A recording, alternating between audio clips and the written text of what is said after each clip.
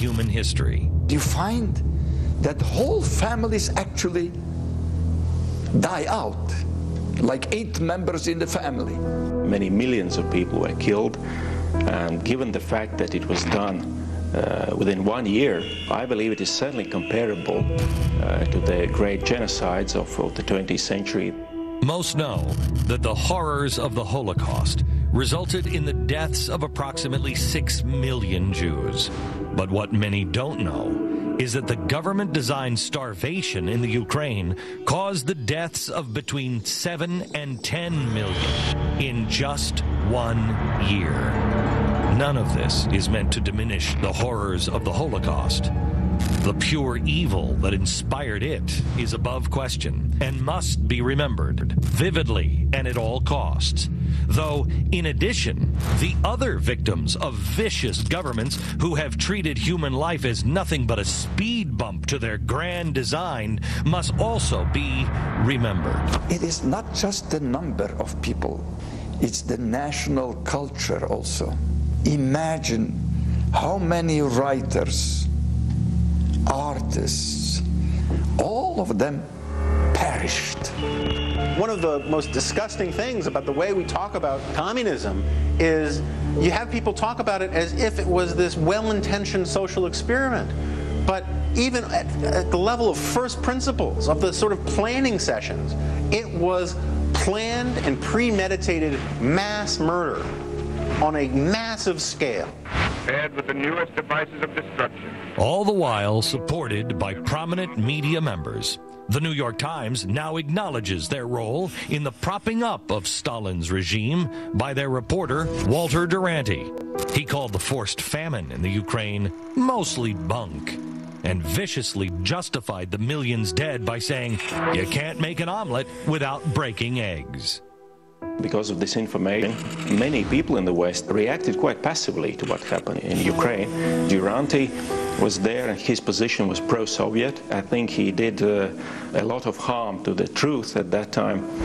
He reported, no, there is no famine in Ukraine, but there is widespread mortality due to diseases of malnutrition. Yet, still, even in August of last year, the Times wrote in a book review that despite the fact that Friedrich Engels, one of the founders of communism, was an advocate of ethnic cleansing, he would have been a fine man to drink with. And it is surely true that Engels' larger critique of capitalism resonates down the ages. Але визнати цю трагедію – це не тільки визнати геноцид українського народу. Це треба визначити злочинність не тільки сталінського режиму, а самого комуністичного ладу. А це, на мій погляд, ще досить складна дискусія для дуже багатьох людей. І, на жаль, в тому числі і Європі. And apparently, here in America as well. It is up to us to know the truth so our children don't face the same threat ever again. Each year, Ukrainians gather to remember the Holodomor by lighting 25,000 candles. Why 25,000? Because during this intentional famine, they lost 25,000 people every single day.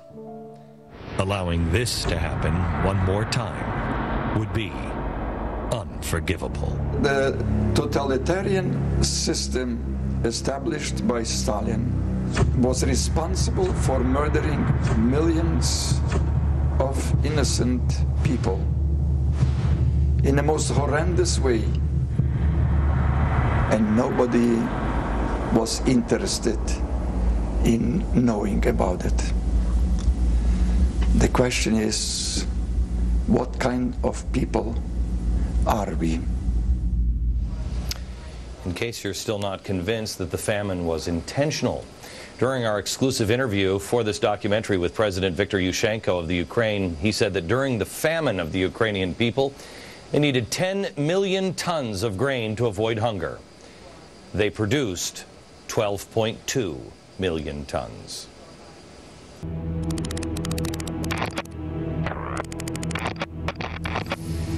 Now, you've seen his face everywhere, maybe on your son or daughter's T-shirts, but hopefully you will soon realize why that has got to stop. I guess we have to make a choice. Giselle in a bikini. This is how to learn about history.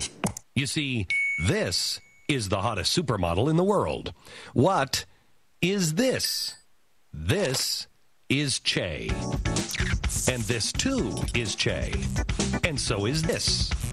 He's a fashion icon among his revolutionary peers, and he is everywhere. In fact, all of this is Che. Ernesto Che Guevara. There's the famous T-shirt. It is so famous, in fact, that you can buy T-shirts that have images of the T-shirt on it. Che's image, it sells beer, it sells lighters, it sells belt buckles, it sells baby onesies. Why are you risking your life to fight for us? And nowhere is Che seemingly loved more than in Hollywood, USA. You'll see. When Fidel's running things, everybody will read and have food on the table. But is that who Che really was?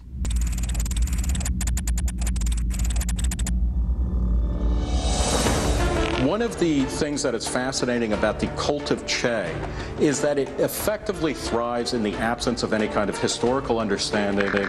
For example, look around at an anti-war rally, and you'll probably see Che. Che was a self-taught revolutionary who was instrumental in Castro's takeover of Cuba. He became known as the Butcher of La Cabaña prison in revolutionary Cuba, where he personally oversaw the execution of anywhere from 175 to several hundred people. He's implicated in thousands of deaths that come after that. 14,000 men and boys were executed in Cuba during the 1960s. He said that his dream was to become a killing machine. He said to his revolutionary comrades, if they weren't sure of someone's loyalty, if in doubt, kill him. These are the realities that we need to understand about Che. You could probably call him clinically a sadist.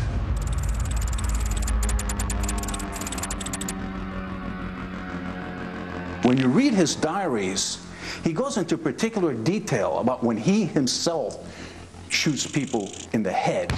But it goes beyond war. Go to a rock concert, and you're sure to see Che. This is a man who tried to ban free expression, particularly musical expression such as rock music and jazz music, because he thought it was imperialist. He was the Caribbean equivalent of the Taliban. He enforced a single moralistic viewpoint, and if you didn't agree with him, you would be killed. One of my favorite is Carlos Santana.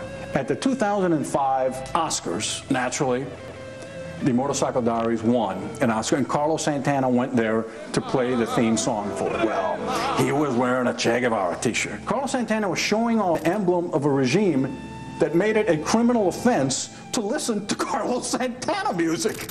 But surely Che was a progressive and uniting force on race, right? He says, the Negro is lazy and indolent and spends all of his money on frivolities and booze, whereas the European is intelligent and forward-looking. This is from his own diaries, yet we've got Jesse Jackson down there. Viva Che! We've got Jay-Z with a song with the lyrics, I'm just like Che Guevara with a bling on. I'm like Che Guevara with bling on. I'm complex. Maybe he is complex. Either that or this guy doesn't know that this guy would have thought that this guy was nothing but a frivolous, lazy drunk just because of the color of his skin. So what's wrong with wearing the t-shirt of a warmongering, bloodthirsty racist?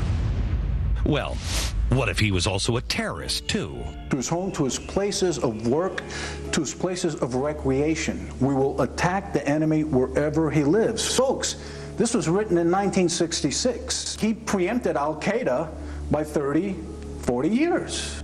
Let's see if you can tell the difference. Which quote is from Che, and which one is from Osama bin Laden? Who said that if he had nuclear weapons, he would use them against the very heart of America, including New York City? And who said the U.S. is a great enemy of mankind? Against those hyenas, there is no option but extermination. Yeah, it was kind of unfair. It was a trick question. Both of those quotes are from Che. Luckily, his attempts at killing Americans on our soil were about as effective as his attempts to ignite revolution around the world. We look 50 years into the future, and there are only two unapologetic communist regimes, North